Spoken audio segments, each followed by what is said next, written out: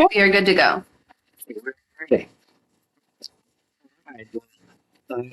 Thank you, folks, for being here tonight. We certainly want to welcome you to the Vinton Town Council meeting for this Thursday evening, January 16th. And people always remind me, we got to call the roll first, right? Councilmember Lyles? Here. Councilmember Mullins? Here. Oh my gosh, I put this wrong. Sorry. Okay. Councilmember McCarty? Here. Councilmember Mullins? Here. Vice Mayor Stovall? Here. Mayor Gross? Here. Thank you. Not a problem. Here in the town of Vinton, we use the moment of silence. I'll be praying this evening during that time, and I would invite you to pray as you see fit. And we will stand for that as well as the Pledge of Allegiance. Councilman Lyles, who's doing the Pledge of Allegiance this evening? I thought I'd start the year off. Good. All right. You're a brave soul. If you'll stand for those, please.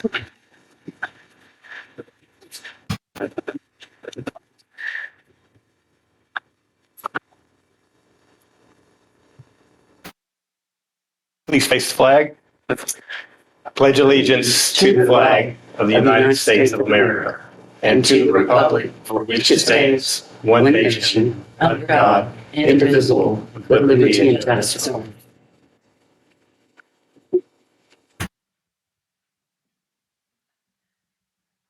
Councilman Lyles, you did a great job. Your third grade teacher would be so proud of you. Second, okay. You did good. And with that, we'll move on to our community events, and that's Councilmember McCarty. Yes, that's all right. I have some calendar of events for the museum. Let's go down. I guess Saturday, February the 3rd will be first Saturday, and again in March is first Saturday.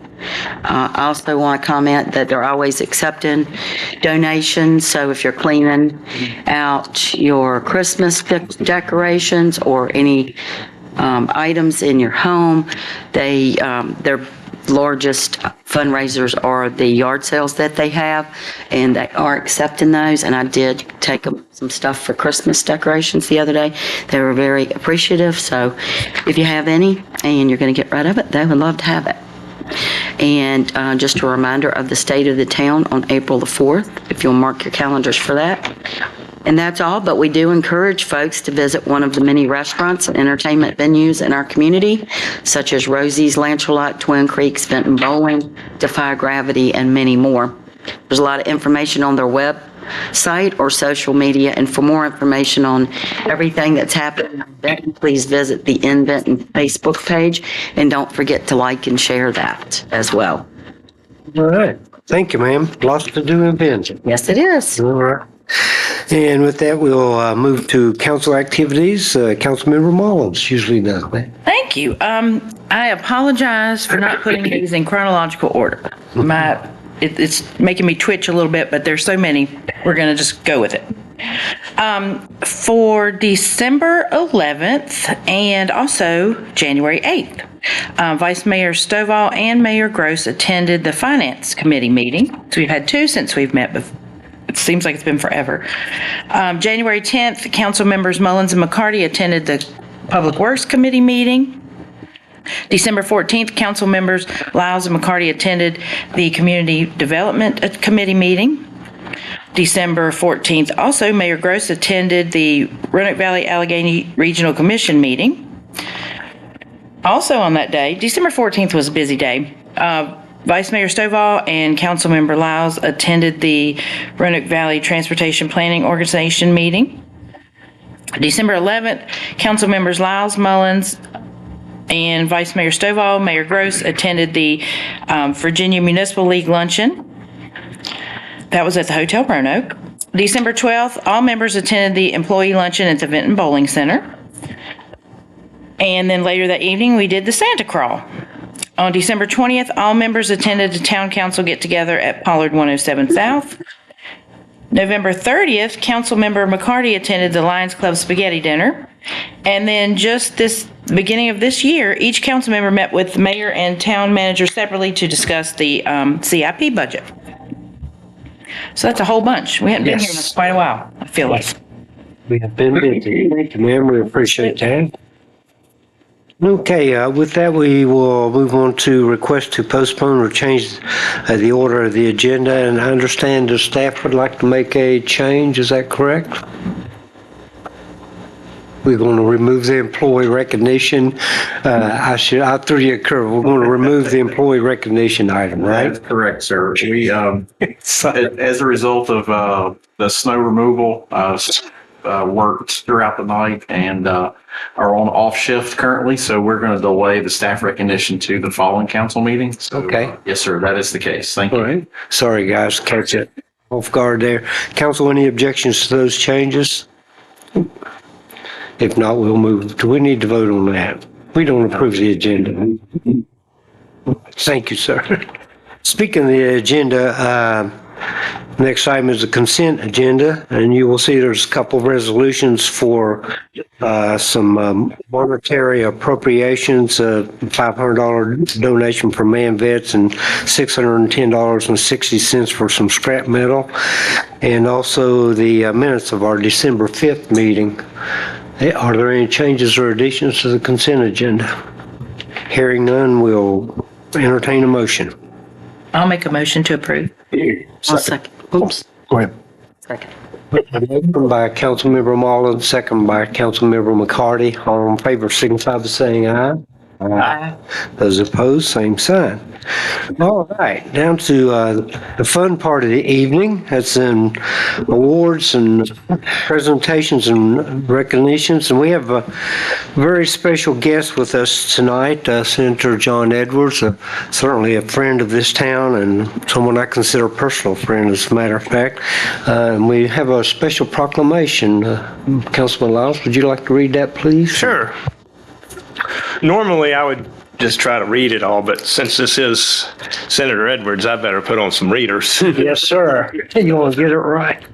This proclamation is a resolution paying tribute to the Honorable John S. Edwards and expressing to him the appreciation of the town of Vinton and his explanatory, you know what I'm trying to say, public service to the Vinton community and the Commonwealth of Virginia. Whereas the town of Vinton, Virginia takes great pride in acknowledging the outstanding achievements and dedicated service of its distinguished residents. And whereas Senator John S. Edwards, born on October 6, 1943 in Roanoke, Virginia, has consistently demonstrated unwavering commitment and exceptional leadership in service to his community, the Commonwealth of Virginia, and the United States of America. Whereas Senator Edwards, a product of Roanoke City Public Schools and a graduate of Patrick Henry High School in 1962, has exemplified excellence throughout his educational journey, graduating cum laude from Princeton University in 1966 and obtaining his law degree from the University of Virginia Law School in 1970. And whereas Senator Edwards not only has served his country with honor as a captain of the U.S. Marine Corps from 1971 to 1973, but has also contributed significantly to the legal profession, including serving as United States Attorney for the Western District of Virginia and practicing law with dedication and distinction. And whereas Senator Edwards has been an active and engaged member of the Roanoke community, participating in numerous civic and professional organizations, demonstrating a commitment to the betterment of the region. And whereas Senator Edwards has showcased unparalleled leadership in elected government service, having been appointed to the Roanoke City Council in 1993 and subsequently elected as vice mayor, and later winning a seat in the Senate of Virginia in 1995, where he has been reelected multiple times and has served in key leadership positions, including chair of the Judiciary Committee. And whereas Senator Edwards has sponsored and championed notable legislation addressing critical issues such as education, transportation, mental health reform, environmental protection, and renewable energy, leaving an indelible mark on the legislative landscape of Virginia. Now, therefore, Mayor of the Town of Vinton Council and the Town of Vinton, on behalf of all of our citizens, do hereby pay tribute to Virginia Senator John S. Edwards for his outstanding service, unwavering commitment, and tireless efforts in advancing the interests in the well-being of the citizens of Vinton and the Commonwealth of Virginia. Thank you, sir. Senator, if you would meet me down front there, please. And then to Pete on your way out, way down. Is it Pete? Need to bring our council members more to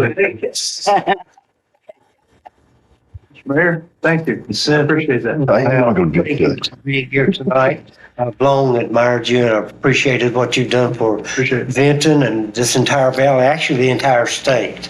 And folks, I will tell you, although he did represent us at one time, but not always, but he always showed up. If there was something important going on in Vinton, we could count on Senator Edwards to be there. Most notably, he helped us with the Veterans Monument, and we appreciate that a lot. So I'd like to present you with this. Thank you. I think this lady may want to take our picture here. I'll tell you what. There we go. And also, I'd like to present you with one of our Vinton pins. Right. And I'd like to give one to the boss over here. We know how that works. Senator, thank you for what Thank you you did. very much. Thank you. How about you, sir? Did you want to say anything? Briefly, first of all, I've always enjoyed Vinton and your Dogwood Festival, your War Memorial. So many things you've done here. I made a good 6 years I represented Vinton, and then they took it away from me. But I've always enjoyed being in Vinton, and you know as well as I do that Vinton was named for two families, Johnstones and Vineyards. Nick Vineyard was a good friend of my father's. In fact, when I was a kid back in the 50s, I would come over here and play in the farm, which is now the shopping center, and ride horses down the Roanoke River. So I've always enjoyed Vineyard and your Vineyard park. My son played soccer down there many years. So thank you very much. I know that Vinton was found in 1884, the same year Roanoke became a city. 1884. Oh, how about that? 1882 was a town. 1884 became a city. It's the third city in Virginia. But Vinton's always been very close to me and to everybody in the Roanoke Valley. And thank you, Mr. Mayor, Mr. Vice Mayor, members of council. I really appreciate this more than you can imagine. It's quite an honor. And go Vinton. All right. Thank you.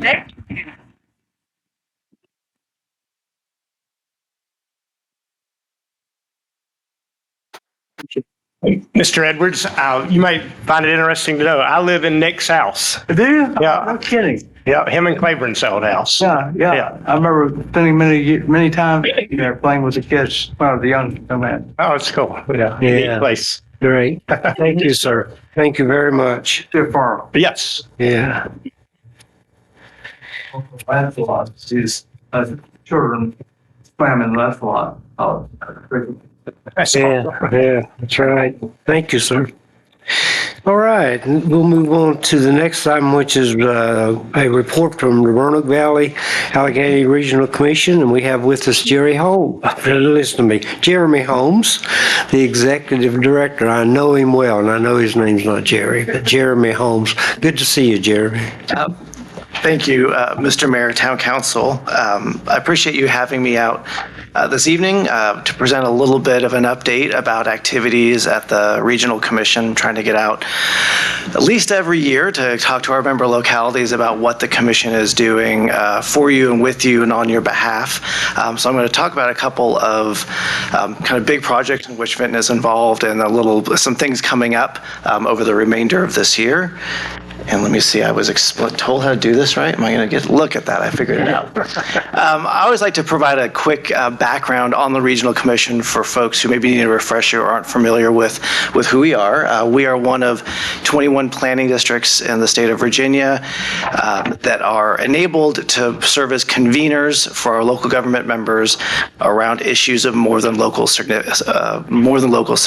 So very often these are issues surrounding transportation or workforce workforce or economic development, the kinds of big challenges and opportunities that cross the borders of our local governments and that we're better off working on together. So our job is to help develop plans and programs that are the most efficient use of taxpayer dollars to lift the region up, facilitate your success as the town, and facilitate the region's success. I think we are a pretty good investment for every dollar that we take in local dues.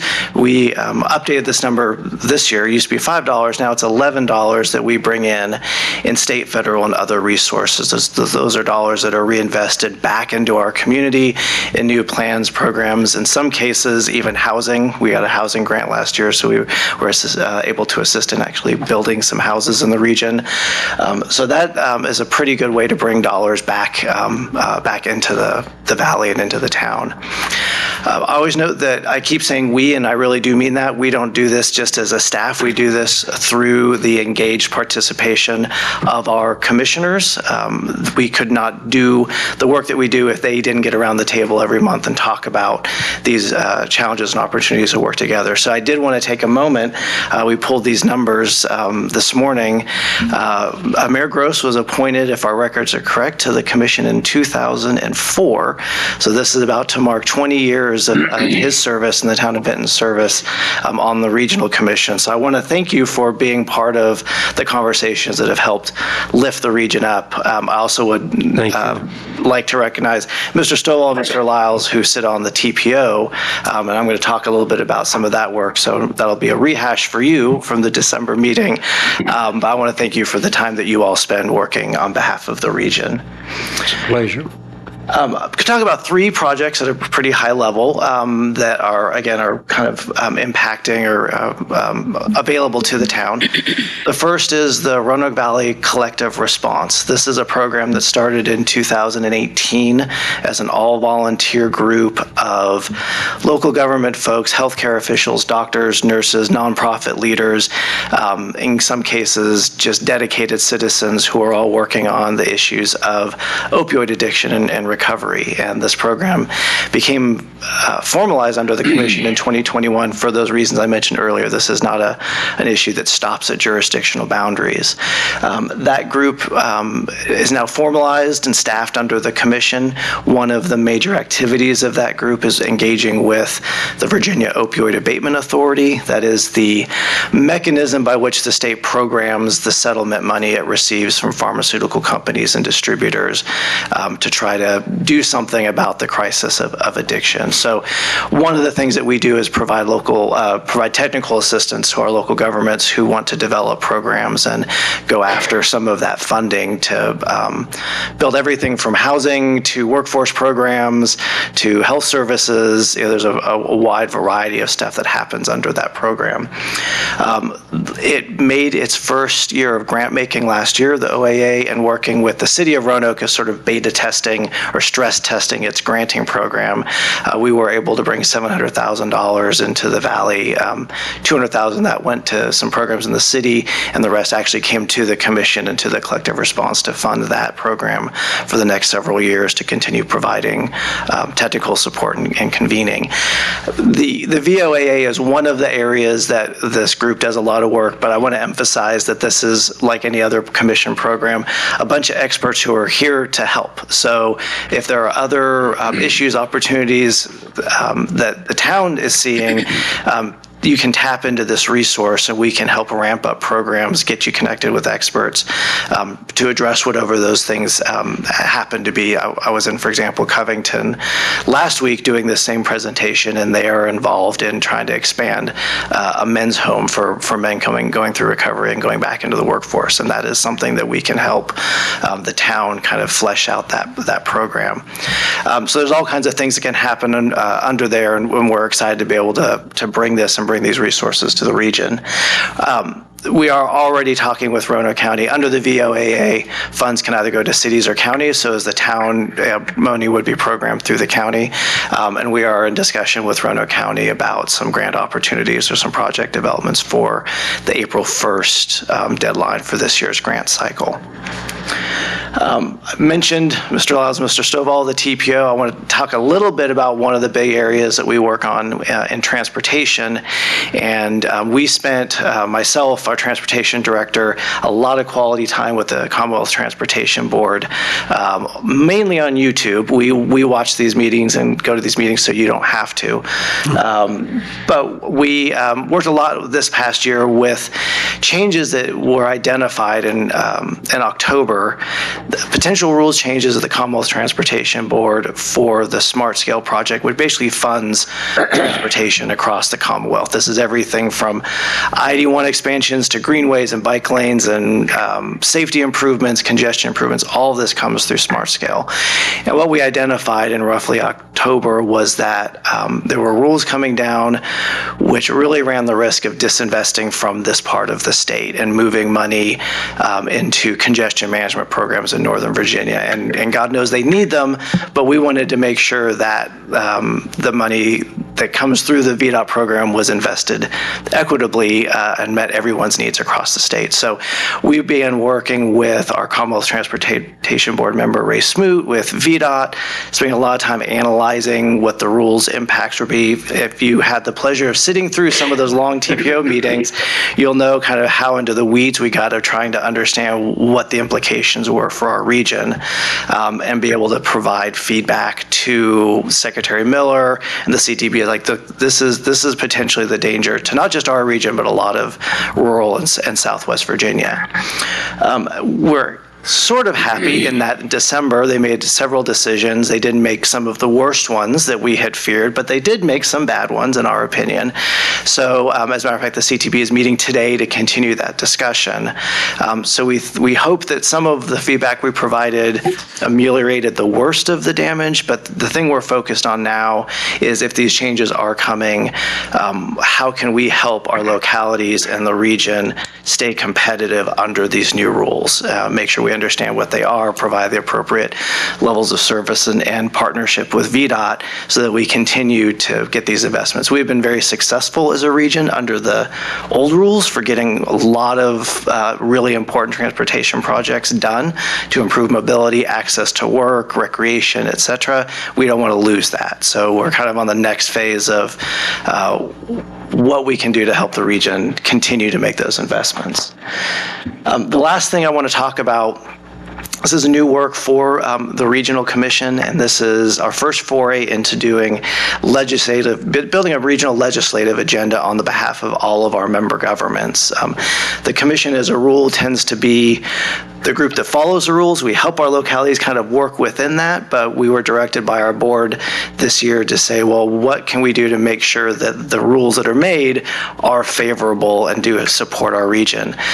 This is particularly critical in this year where over 60%, I don't remember the exact number, of General Assembly turned over this year.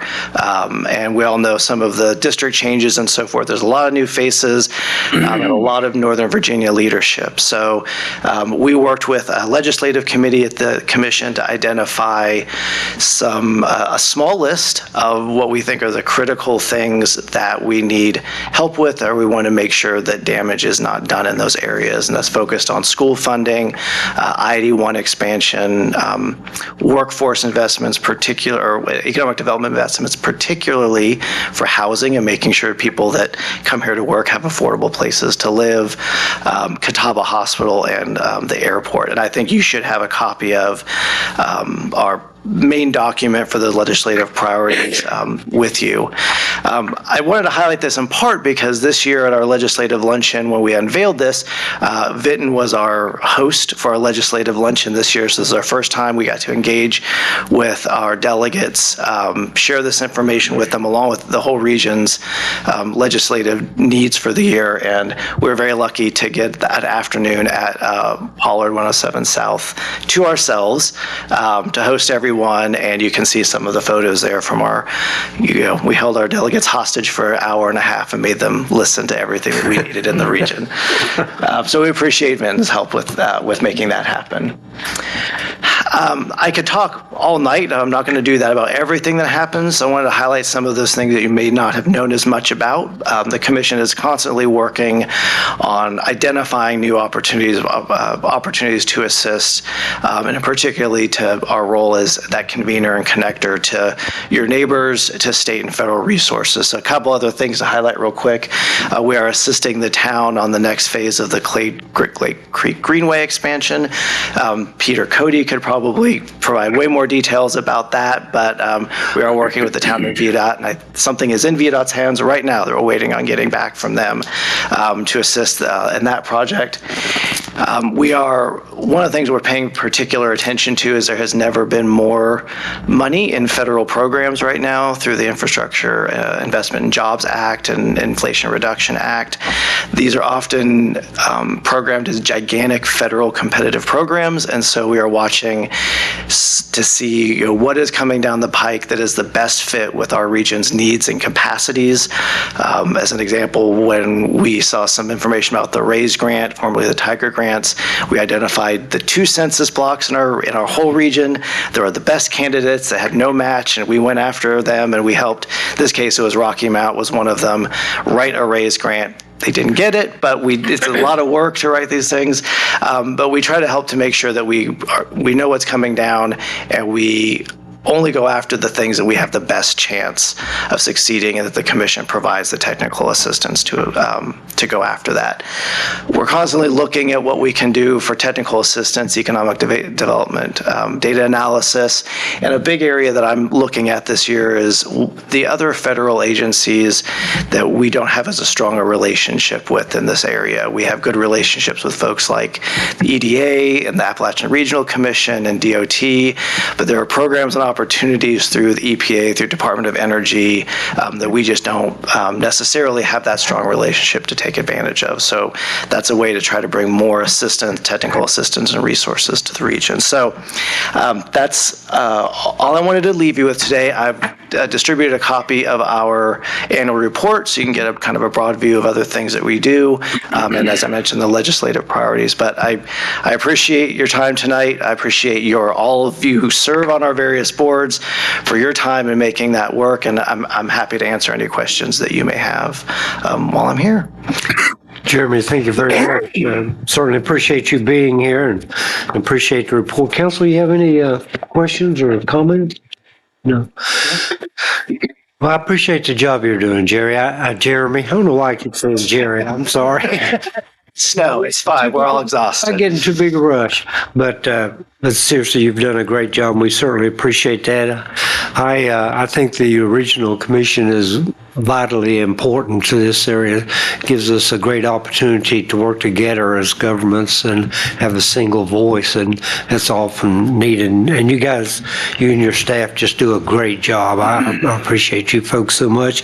It was certainly our honor to host the Legislative Day here in Benton, and gotta give Pete a lot of credit for getting that set up. But it was a great day, and we enjoyed having everyone here in Benton. So I would say keep up the good work. Thank you very much. Thank you very much for your time. Thank you. Thank you. Thank you.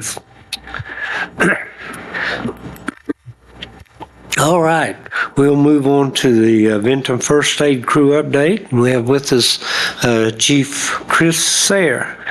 Chris, always good to see you. Good to see you guys too. Mr. Mayor, Council, thank you guys for giving me a little bit of time to come up and speak about our year. Let's see if I can figure this out. I work in IT, so we'll see. So we'll kind of go over our year of 2023. We had a lot happen this year. So, I missed a slide.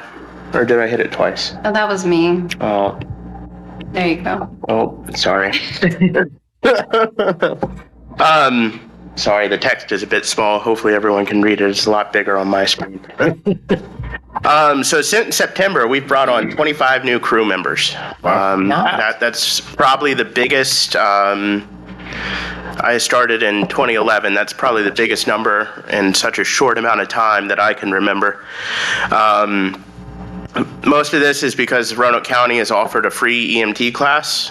Their only requirement is that you're a member of a Roanoke County Fire and Rescue Department. Pretty big success for us. I would say probably 60-70% of the members in that class are crew members. So that's a pretty big cost for the county as well, because an EMT class is about $800 a student. Oh, wow. And that's kind of the cheaper end of things. Some EMT classes go for $1,200 or more. So it's not cheap anymore, and that doesn't include the cost of testing or anything like that. All right, so we'll go ahead and kind of review the calls that we had this year. We responded to, there were 1,420 calls during volunteer hours. We responded to 898 calls. We handled 812 calls. There were 138 second emergency calls, and then the career staff that we run with handled 384 calls. So I'm glad the graph shows up a little bit better. This is just a graph of the total calls that we responded to or handled over the 12-month period. And then the faint lines in the background are kind of the trends of the calls. So as you can tell, we're starting to trend in an upward direction. And some of that kind of came towards the end of the year as we started recruiting a lot more members. We brought in, I believe in September, we brought in 6 certified members. So we've been working to get them through our training program to be released and take care of people in the back of the truck by themselves. This next little graph kind of shows where we respond to when we go to calls. As you can see, a vast majority of our calls, almost 70%, are within the town limits. 400 calls are in eastern Roanoke County, which includes the Bonsack area, as well as the part, it's technically Vinton. It lies between the town of Vinton and the Bedford County line. And we still run mutual aid calls for the Roanoke City, other areas within Roanoke County, and Botetourt and Bedford County. Sorry, I put a lot of pictures in here this time. Good. Try to spruce it up a little bit. I like it. So we had 640 transports to Roanoke Memorial Hospital, which is the biggest hospital in our area. 126 to the new Blue Hills ER that's located over there next to Chick-fil-A. We had 90 transports to Lewis Gale Hospital in Salem, 3 transports to Cave Spring, that shouldn't be Blue Hills, and then 2 transports to the VA, and then 559 people that we were called out to refused EMS transport. And then this is just a nice little graphical breakdown of the different call types that we run. A vast majority of our calls are what's considered an ALS call, which stands for Advanced Life Support, so like things along the lines of chest pain, difficulty breathing, headaches, unfortunately, fall in this category. And then we run quite a few less BLS calls at 379 for this year. And sorry, I have the presentation on my iPad as well. So in December of 2022, we were awarded a grant from the State Office of EMS to replace our primary ambulance. Our primary ambulance that we had before this was purchased, I believe, in 2011 or 2012. I don't remember which year. It had 100,000 miles on it, and those are, not your daily driving miles. They're the hard, stop and go types of miles. So that truck had reached its end of life, and it was time to replace it.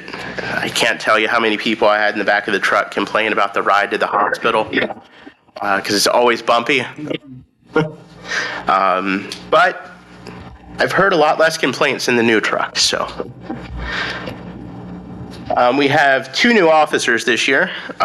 Ethan Hobart is our equipment lieutenant for this year, and then Trace Poindexter is going to be our building sergeant. So he is responsible for all of the building stuff.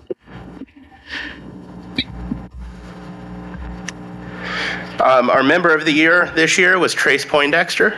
He was just elected as an officer, so he spends a lot of time down at the buildings, a lot of time.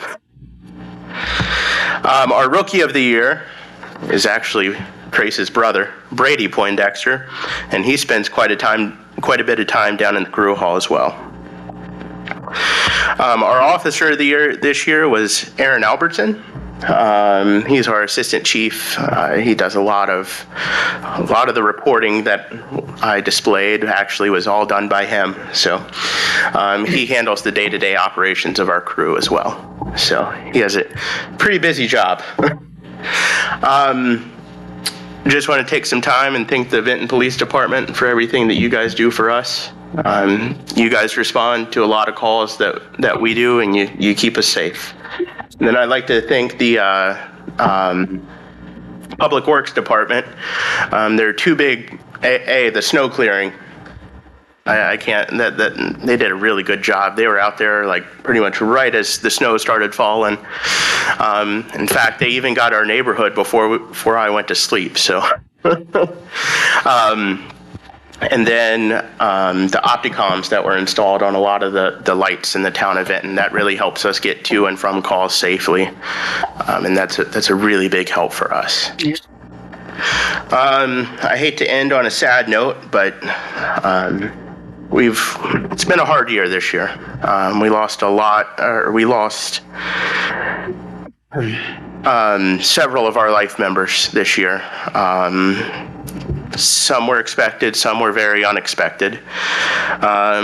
Starting out in February, we lost Greg Manell, which was a very sudden, unexpected death. Really kind of caught us all off guard. And then in October, we lost Roy McCarty. In December, we lost Sydney Myers, which was a big loss for us. I've known Sydney as long as I've been in the crew, and used to sit down there pretty much every Sunday, and while he was eating his breakfast, talk about the town and how things used to be. And then just recently, we lost Aubrey Vaughn. I think it was earlier this week, so wanted to include him in the PowerPoint. Does anyone have any questions for me? I just have one on the EMT. So is it now a requirement that you have to be an EMT to be a member of the crew? Is that a requirement? No, sir. We will accept you uncertified. We'll get you trained up. We'll work with you to get in a class. But I mean, you push everybody towards becoming an EMT? Oh, yes. We push a lot of people. We push everybody towards being an EMT and a driver as well. So we'll put you through the classes to get your EMT and Gotcha. To teach you how to drive the ambulance. Gotcha. Well, that's good news on that recruitment. Yes, that was a big. Especially this day and time where people don't want to volunteer anymore. So. Yeah, and we lost a lot during COVID. I'm sure every volunteer agency took a pretty big hit during COVID. But it's nice to see people interested in it again and starting to get back out there. And the county really helped us out by putting on this free EMT class for their members. So that was I'm hoping they do that next year too. Yeah. So typically, how would that class be funded? I mean, you said Roanoke County is doing it now. Mm-hmm. So did you guys have to pay for it? So we reimbursed a little bit of money, and I don't recall what the figures are off the top of my head, but it's mostly on the member to pay for the class. Oh. For example, when I got my intermediate certification, which is one step below the paramedic, I paid about, I think it was $1,200 to take the class. Wow. And I think I got reimbursed $200 to $400. Yeah. Wow. So the guys and the ladies too that do that, they really make a commitment not only with their time but financially too. Yep. And some people come in like the Radford University Carilion, they have an emergency medical services program. So some people are already going to school for it, and then they'll come run with us to get some experience before they transition over to a career department, whether it be Roanoke County, the city, Botetourt, Bedford, or they decide to move back home and do EMS, where they're from. Well, that's a tall order. Yeah. You ask somebody to come volunteer for you, but come on and volunteer, but we need you to pay $800 to get certified to do it. Yeah, and it's a bit difficult. Yeah, especially with their turnover. The average life of a volunteer is, somewhere in that 1 to 3 year span. And then if we retain them past that 3-year span, you're looking at 8 to 10 years before you lose them, or there's the potential of losing them. Right. So it's hard for us. It would be hard for us to pay for every single person that came through the door. Yeah. To get their EMT. Yeah. Yeah, but you're right, Mike. That's a big ask of people to do that. The other thing I always like to mention, just so that people are aware of it, and I assume, Chris, you still have the program where if someone just wants to get a taste of it, they can sign up for once a quarter or something? Yes, we part of our membership process is actually doing ride-along shifts. Even if you're not interested in membership, you can just fill out a 2-page paper and come do ride-along shifts with us. Okay. So I encourage anybody who's interested in it to come on down, do some ride-along shifts with us, see what it's actually like, and we can have a discussion from there if you want to pursue membership. Yeah. The mayor and I had the privilege of going to your awards banquet this year, and there was you can tell those guys are committed. Yeah. They love what they do. Oh, yeah. So we appreciate you. I very much love what I do, and I think like Mr. Stovall said, you have to be very dedicated to want to do it. Right.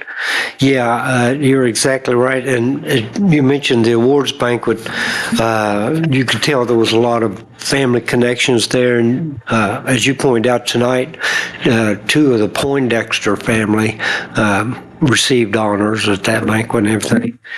Also, I was going to do this at the end of the meeting, but perhaps I'll go ahead and do this now. I would like to just briefly read the press release concerning Aubrey Vaughn. Of course, Steve Thatcher, the public information officer, put this out. Just wanted to make sure everyone was aware of this because Aubrey was such an inspiration. Aubrey graduated from William Byrd High School in 1949. After going to college, he came back to teach and coach at William Byrd High School. He was later a principal and then assistant superintendent with Roanoke County Schools. Aubrey volunteered with the first aid crew since 1954 and obtained the status of life member. He held almost every position within the crew, serving as captain for 2 years. Aubrey's family served with him. His wife, Elsie, was a life member of the Vinton Aid Crew Auxiliary. His son, Mitch, is also a life member, currently serving as treasurer. Mitch's wife, Cindy, was also a member before her death. Cindy's father, Jim Perdue, also served. Aubrey's granddaughter, Mitch's daughter, Anna, is also a life member. Anna's husband, Brandon Arthur, is currently serving as our training lieutenant. So you want to talk family connections. Yeah. A lot of family connections there, and that's just typical of what goes on in that group. And I'm just so proud of you guys and so thankful for the dedication to our community. And we would like to get some similar information about Sidney so we can honor him at a future council meeting too, okay? Okay. Maybe you We can can get help that us for you. with that. Yeah, we can definitely help you with that. All right. Thank you, sir. Good report, Chris. Thank you. Yeah, thanks, Chris. Very good. Thank Good you. job. Thank you. Okay, and with that, we will move on to yet another report. We have with us tonight Randy Lehman from the Vinton Historical Society. Randy, always good to see you. I know you guys are busy. Here we are. Here we go again. I'm leaving my jacket on, by the way. Yeah, I'm still cold from last night. I hear Trying that. to get outside and get the car moved before the plows came through. I'm going to try to go through some. I know there's a lot of interest in one particular thing, so we'll hold that to our last paragraph. Everyone should have a copy of this. And by the way, anybody here that would like a copy of our report, I've got some extra copies. I also have extra copies of both our calendar of events before the fiscal year ends, and also our retreat agenda, which is coming up on Thursday. But as always, we thank both the town council, the mayor, and the town citizens for the support of what we do here. I've now been involved for about 8 years as a member and about 6 years as an officer and organizer and archivist. I like to call myself that, and a general curiosity whenever I hold court down at the museum in my little desk in my office in the kitchen. Anybody wants to know where I sit and where I work, it's back in the kitchen. That doesn't mean anything now, people. Doesn't mean that I like to be in the kitchen or that there's any eating going on, but there's usually Nutty Buddies in the freezer. Just and they're right now they're out, but we'll have more from Walmart here soon. Good. Again, what we're trying to do is preserve the past of Vinton, East Roanoke County, and the surrounding communities, not just by the events and organization and contributing to the understanding of our different stories that we can tell, our donations that we received, artifacts that are brought into the museum, but also we try to broadcast outside of our individual and group tours through print and social media to make our hometown, which I've only been here 30 years, going on 31, but it's my hometown. I consider it my hometown, and of course with Mary Beth working here, it might as well have been my hometown. But we want non-residents to appreciate what we have the opportunity to give them. But our first obligation is always, and I always try to emphasize this, is really to serve the citizens of the town. And really also the former citizens of town. You'd be surprised of how far our reach is across this country, Japan, that for people that give us notice and thank us for what we've been putting together. And it's always good to be thanked. It's all. But this is probably the last time I'm going to include this. I have a second paragraph has to do with what's going on in the social media, and I'm probably not going to do this. This is probably our last time, but I just want to give you an idea of what we're talking about, because we're only open 52 hours at most in a month. So if we're going to engage people, if we're going to promote ourselves, social media is where we go. If we had the museum from 20 years ago, we wouldn't have this opportunity. But the Vinton History Museum, the Facebook pages, is one, and also the Vinton Memories in History. Our Vinton Memories in History now have 5,300 pairs of eyes as followers to our Facebook page. That's up from that's 700 just in the past 6 months. We have 2,680 that are involved with the museum page. Since we last met in council last year, we've continued posting near daily photographs, stories of people, businesses, places, and events, which invite comment and engagement throughout the state, outside the Commonwealth, for any social or historical connections to the town. The Vinton Memories page reached this past month alone, and we're talking about 2 days before now and 4 weeks before then, was 46,049. This is the people that it was presented to. That's 13,000 more than we had in data last year in July. Now, there's a reason for that. I'm not going to take any credit for it. We had our holiday, and we were involved, and I'll speak more to that later on, involved with the Festival of Trees with Hotel Roanoke. That brought a lot of people, a lot of comments that came through because of that. So that was another good reason to spend the time to get involved in outer community activities. Okay. Also, the museum page reached 7,400, which is 3,000 more than last July. On the engagement side, and again, these are people that make comments or put a thumbs up or put a smiley face or a hug, or as far as that's concerned, put a angry face.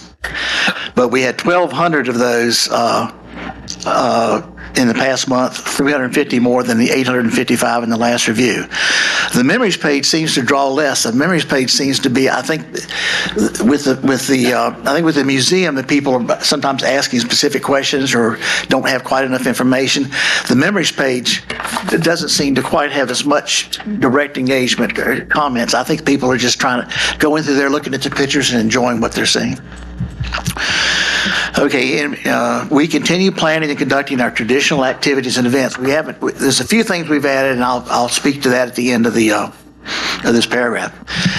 But I'm going to go ahead and read them out, because with all of our interns and our volunteers and our people that have been involved, many life members. This includes the Vinton History and the Messenger.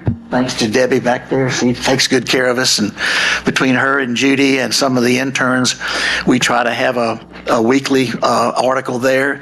We also have expanded articles in the Vinton, Virginia magazine.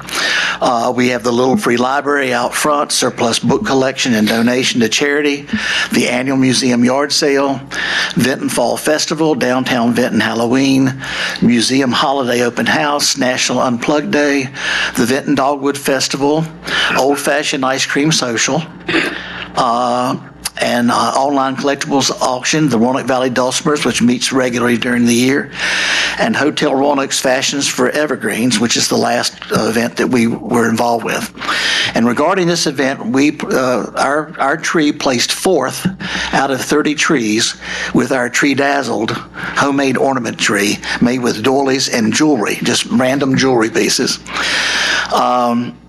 We have in place for us. We were just one spot behind Creative Occasions. Mark Fry, who was the winner of the professional category. Now we've got to double or triple the good part of that when we're going against Mr. Fry. As a result of that, we were asked to attend the hotel's presentation reception, which, by the way, if anybody's ever been to one of those, they just kind of pull out all this. They give us all the best of what they have.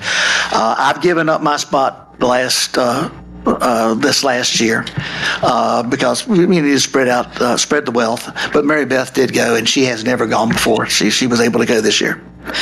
The entire event concluded with $5,892 donated to the United Way of Roanoke Valley by voters for the trees. And to vote for the trees, you had to spend some money. You put it in an envelope or whatever and drop it in the box. In addition, to these other items, I wanted to speak to this because I noticed Councilperson McCarty was struggling a little bit with that first Saturday thing, but there's nothing really specific. Here's where we covered that. On these first Saturday openings, we're gonna include some special pop-up displays at the museum. In fact, if we find good weather, we might even try to do some stuff outside. But these are just going to be almost like little kiosks inside the building. But 3 of those include Vintage Valentines is one. There's a bobblehead collection that Mr. Cundiff has left to us after he closed his store. We were able to pick up some stuff. And the last is what we call Cundiff Curios. And this is old medications, old labels, old warning stuff that they have, clocks and different things that people have donated over the years. And we thought it'd be good to put those aside because Cundiff means a lot to Mary Beth. I know she didn't know what to do when they closed down because she always did everything local. But that's essentially what we do. That's all the activities. That takes up pretty much all of those 52 hours that we pull up through in a month. Okay. The museum continues to identify many opportunities for securing outside funding via charitable foundations and other corporate programs. It's become more and more competitive, and because so many more people have learned what to do, I think a lot of people, I noticed not too long ago that we saw a posting where people were inviting folks to learn how to do this, how to do grant writing and how to take advantage of what's out there. And of course, we know sometimes that doesn't work out as well as you think. But anyway, we've completed and filed multiple submissions for grants and general funding. And this is outside of museum investments and outside of what the town does for us, which is significant. But this totaled $64,000. And we do not have all of those responses back. But in addition to this, as our qualification allows, Debbie Pitts is going to be filing for more grants and donations. Okay, here's that last paragraph. We are about to embark with the Society and the Museum on the most ambitious project. This is the way it was described at our meeting. On this board, since the museum building was filled with treasures and opened. That we're talking about.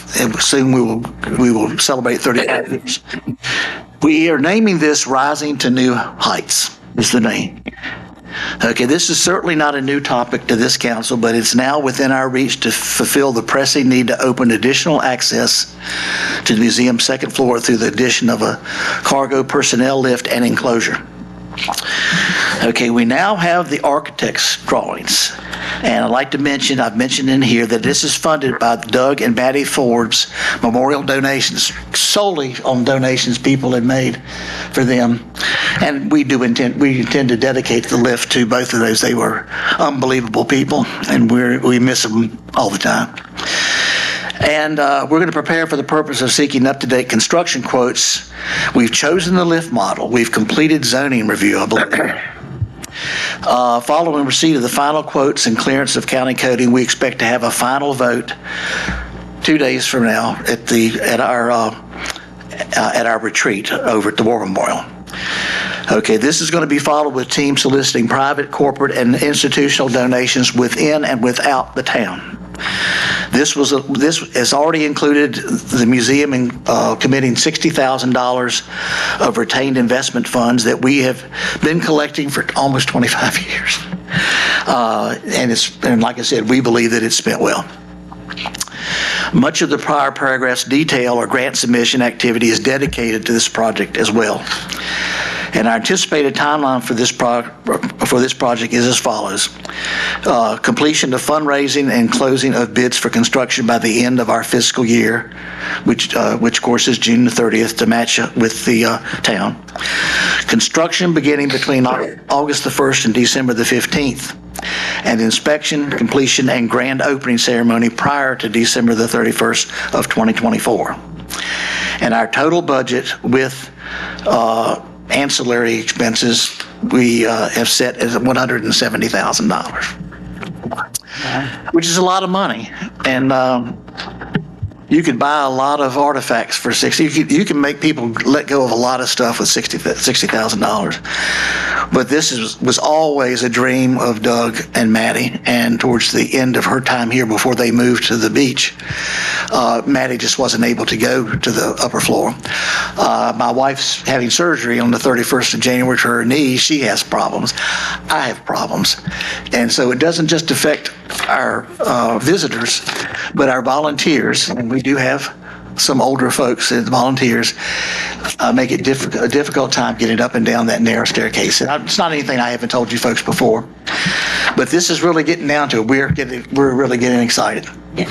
And like I said, we're going to need $170,000. If we get some of this grant money, it'll make it a whole lot easier.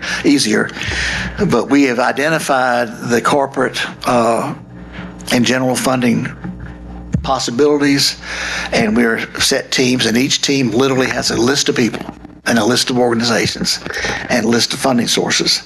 And we are all, after Thursday, are going to start making some calls. So you have to date 60,000. 60,000. Other 170. Right.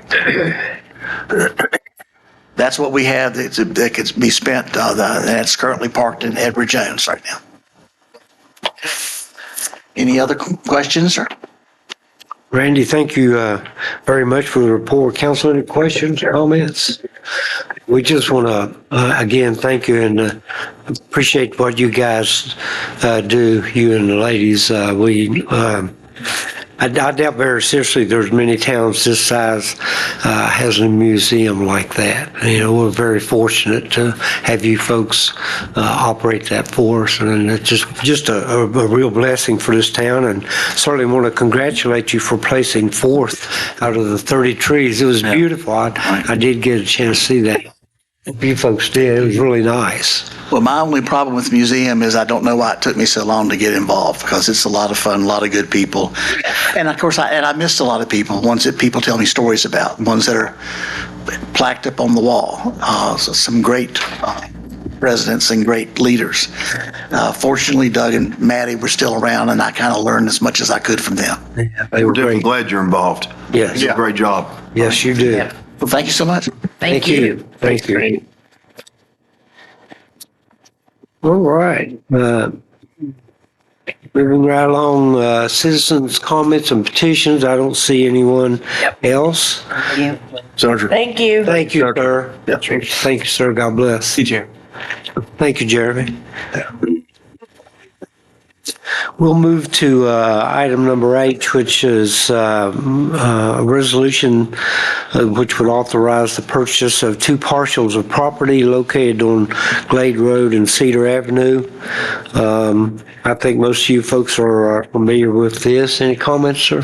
I'll provide just a very brief description, if you don't mind, Mayor Gross, to provide some context. So this project dates back to 2018 CDBG block grant application, where the town was considering acquisition of high-risk flood areas. Of 15 properties were targeted as a part of that grant application. To supplement that grant, the town actually also applied for a FEMA pre-disaster mitigation grant.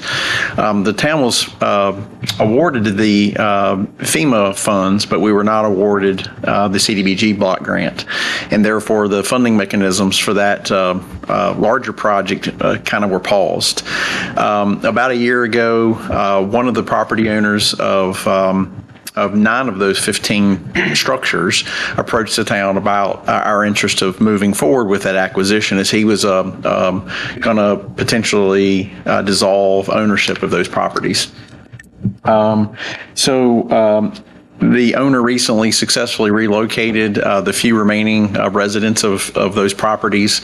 There are 3 structures that are still remaining. So now that the property is vacant, it's time for town council to formally authorize the acquisition of those properties.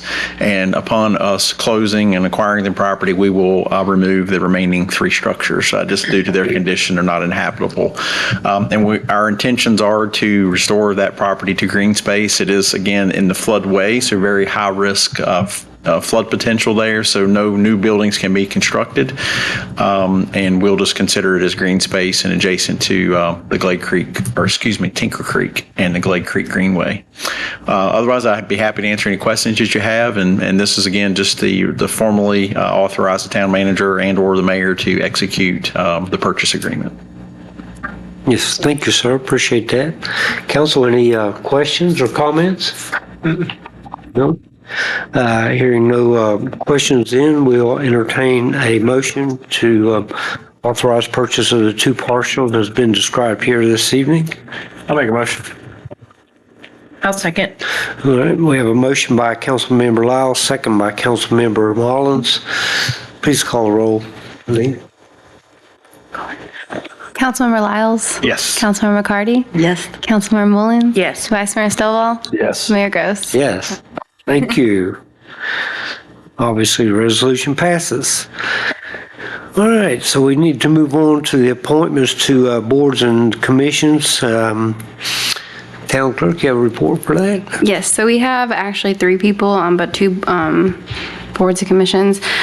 So for Board of Zoning Appeals, staff recommends that Josh Mullen be appointed to the vacant position in the Board of Zoning Appeals that expires on February 15, 2026. Council is being asked to appoint Josh Mullen to a term beginning February 1st, 2024 and ending February 15, 2026. Thank you. And then, what? No, go ahead. And then for the Western Virginia Regional Industrial Facility Authority, council is being asked to reappoint Richard Peters as a full member and Sabrina McCartney as an alternate member to the Western Virginia Regional Industrial Facility Authority to new four-year terms beginning February 3rd, 2024 and ending February 3rd, 2028. All right, thank you, ma'am. Council, you heard the nominations. Is there a motion to appoint these two individuals? So moved. Second. We have a motion by Vice Mayor Stovall, second by Councilmember Lyle. All in favor, please signify by saying aye. Aye. All opposed, same sign. Thank you. All right, Town Attorney Jeremy, always good to see you. I know you're doing a lot of work behind the scenes and even went to the effort of wearing a tie. Well, I got Mr. Stovall's text about casual night, but I still decided I will, with regard to the BZA appointment you just did, we'll have to file some pleadings with the circuit court to get them to approve. That's a judicial body. Circuit court, that's what we do. Oh, okay. Thank you. I appreciate you pointing that out. I hadn't thought about that. All right. As I say, always good to see you. And with that, we'll move to the town manager's report. Thank you, Mayor Gross. I don't have a lot to announce tonight. Just wanted to recognize the Public Works staff for their work last night to have the streets and neighborhoods cleaned. So when most of us got up this morning, everything was kind of prepared for us. We will plan to have a delayed opening again tomorrow just due to the extreme cold and refreezing of thawed snow overnight, but we'll open at 10 tomorrow for the government offices. And we're having a slightly delayed refuse collection schedule tomorrow as well, again, to allow the staff to navigate that difficult challenge a little bit out of at least the sun will be up by the time they get started. So if citizens, your trash will be picked up tomorrow. It's just a bit delayed from our typical schedule. But otherwise, no other additional news. Thank you much. All right. Thank you, sir. Okay, and with that, we'll start with the comments from council. Vice Mayor, you want to start us this evening? I do. I was asked this question between Christmas and New Year's, if I would bring to the four of you and Mr. Peters and the town a big thank you for our involvement in the playground. And talking to the owner of the ice cream store, he said that he never thought that it would get that kind of play. We've had some windy days and some cold days. I came by there one day, it's like 50 some outside. I didn't think it was cold. I got to Advance Auto and I thought, I look like my grandson standing on that playground. And his other grandparents keep him, so they were there. So we did have a get together between Christmas and New Year's, and they did want me to relay to you. Thank you. Thank you, the town. This, of course, you, the council and the town for the playground. And I do have a little story. I was at 107 between Christmas and New Year's and went in, and I would think that the gray hair and the gray beard would disguise me. So this guy walks over to my table and he goes, "Are you Mike Stovall?" I said, "I'm not. I'm Keith Lyles." And he said, "Well, you look like Mike Stovall." Anyway, I have to say, don't look like me. he lives in Roanoke City. Is a frequent person to go to breweries, but since 107 opened, well, since Pokey Joe's opened, but Twin Creeks, but he said that him and his wife and their friends no longer go that way. They now come our way. And he said they typically come with 8 or 10. He said he loved what Vinton was doing. He'd heard about, of course, the hotel and those kind of things. I just wanted to congratulate you. Of course, naturally loved the ambiance, which we all do with 107. But anyway, I thought that was a great story for him just to say. And he, spit it out for me. He said there's 25, counting Twin Creeks, 25 breweries in the Roanoke Valley and Salem and all that. And he said, we choose to come to Twin Creeks. We either go to Pokey Joe's, go to McDonald's, and now 107. So I thought that was a great story. So Awesome. thank you. All right. Thank you, sir, for that. Mamie, have anything further? Well, speaking of coming to Vinton, the Rail Yard Dogs had a watch party at 107. And it was an hour wait to get a table. Wow. And that was, puck drop was 8 o'clock. This was probably 6:15. It was packed. It was wonderful to see that. It was a good time. And for everybody that waited and stayed or came later and just, there were no chairs, they were standing at the bar. Right. It was great to see. Love having watch parties here in town. That is fantastic. And as usual, the food and drinks were delicious. Sure. And I wanted to thank our Public Works Department for, as usual, just knocking it out of the park. They take such good care of us and work nonstop to have our roads clear. Not just for the citizens who need to go somewhere, but like the first aid crew, and they make sure you can get to the nursing home at the Berkshire, and if they could be in charge of parking lots, that would then that would be perfection. But the roads are perfect, and I appreciate their hard work. Yeah, you bet. Thank you very much. Mamie, have anything further? I think it's been said. I was at the watch party for the dogs, and we did have a good time. It was great to be there, and I just sit there for a minute and said, wow, this is Vinton. Ian Vinton. I know, it was amazing. It was fun. So, Yeah. and, thank Public Works. We have the best of the best. No kidding. Right. Sure. I'll echo everything. Speaking of the downtown, I think I might have, I can't remember the last time we met, but my wife was working downtown Roanoke during the Dickens of a Christmas, and I'd drop her off and I'd come back to Vinton and I'd stop downtown and end up just staying down there until she got off. And it was really nice to see all the people, at all of our establishments, and every Friday they were all packed. And so it's really cool to see that. I hadn't saw any nighttime life in our downtown since I didn't visit the Swan. But that was about the only nightlife I can remember downtown Vinton when I was a kid. So it was really cool to see.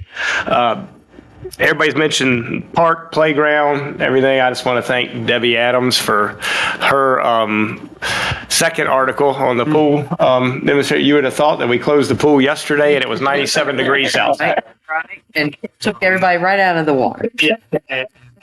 That pool would be open 12 months out of the year. So I just hope citizens realize that what we're doing with that place is something that citizens can use, whether they're toddlers, whether they're seniors, and they can use it for 12 months out of the year. Yep. So just like Mike said with the playground that we just helped with near the ice cream. So I go there. I was there last week with my 3-year-old granddaughter, and it was like 48 degrees outside. It was very nice. Or week before last. And, so that's something that the citizens can use all 12 months. So, Yeah. And then also, It's March cream. yeah, also the Public Works, we all know they're awesome. Yeah, I was out riding around in it last night, or checking out the neighborhoods, and I could tell they hadn't been out yet. But as soon as it said it was going to stop at 9 o'clock, all the trucks were on the road, and they were clearing them up pretty quick. Yeah. Yeah.